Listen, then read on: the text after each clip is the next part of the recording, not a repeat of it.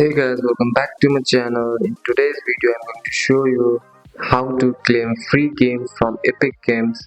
First, open your browser or phone and go to the Epic store. You can also use Epic Game Launcher on your PC. If you don't have any account yet, click sign up. It's free and only takes a few minutes. If you already have an account, just log in. Now you are logged in, go to the store section.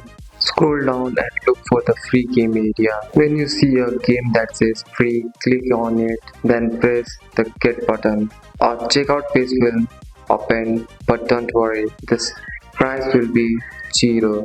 Click the place order and that's it. The game will is now your forever, even after Christmas ends.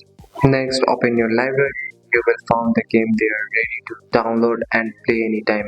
You must claim the game before the timer ends. Once claimed, it stays in your account permanently. Set a reminder so you don't miss the daily free games. And that's it.